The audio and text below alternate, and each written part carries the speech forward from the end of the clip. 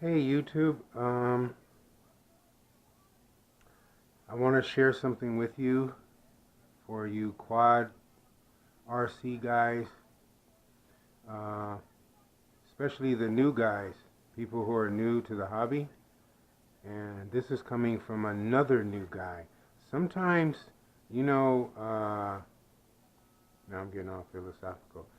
Sometimes it's the new people or the inexperienced people that can maybe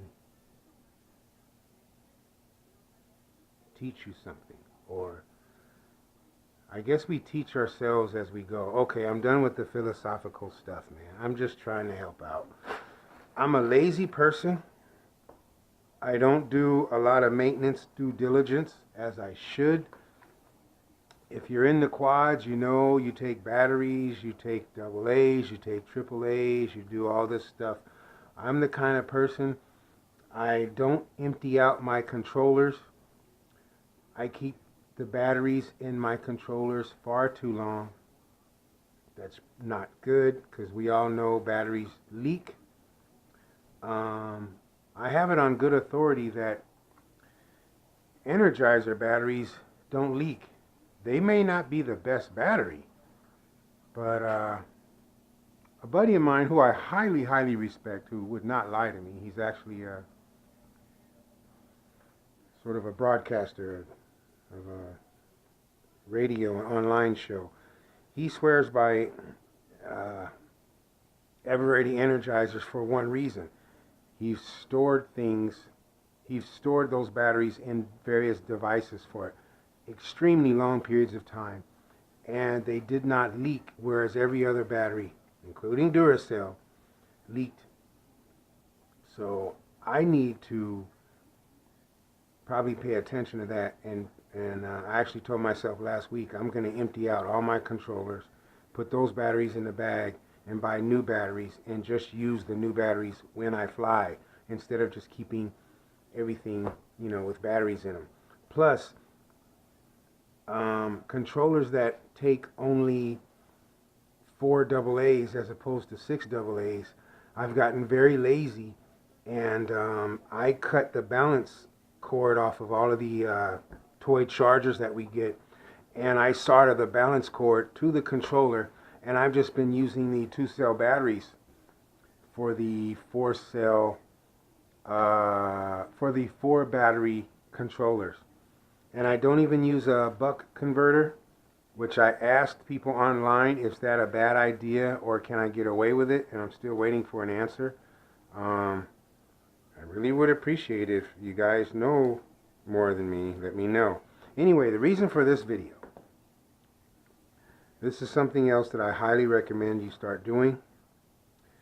What you see in front of you, I'm wearing the camera so I don't know what you could actually see.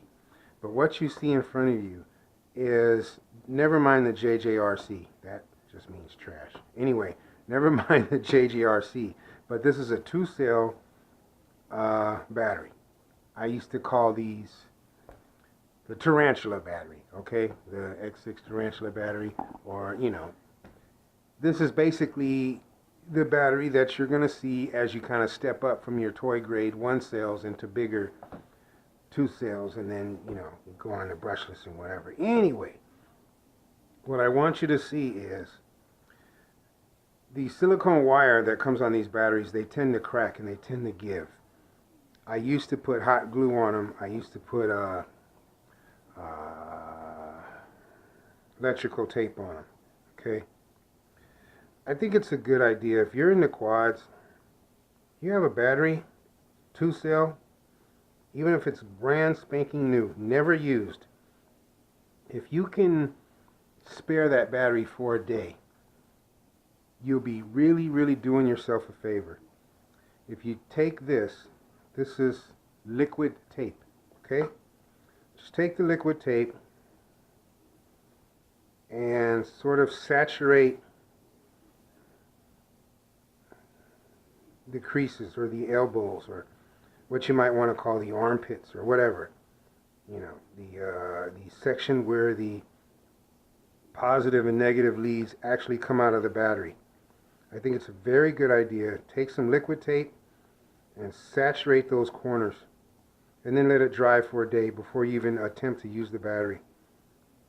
It may sound kind of silly, but what happens is these silicone wires, the silicone coating cracks very, very easily and exposes the wire very, very easily. And should they touch, or you get a crash, you're going to have a fire. You're going to have something very unpleasant.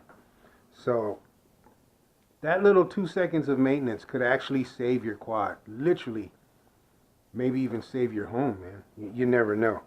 Like I said, I'm a lazy person. I don't do maintenance things very well. I'm not a due diligent type person.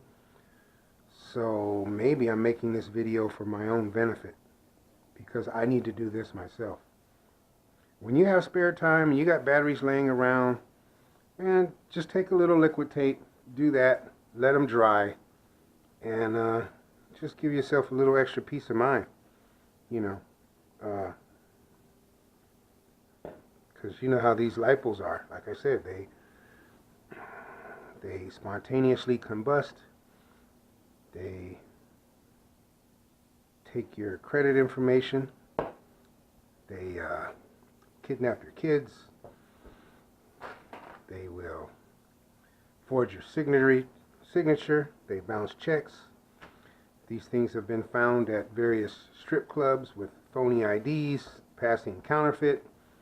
Don't turn your back on these LIPOs, man. I'm telling you. Okay. See you later. Bye. Okay, maybe I was exaggerating when I said that tree that I got down, the drone that I got down from a tree was 70 feet. Okay, here it is here in front of me, the skeleton tree. And, well, okay, it was an exaggeration. Maybe 40, 45 feet, maybe 50.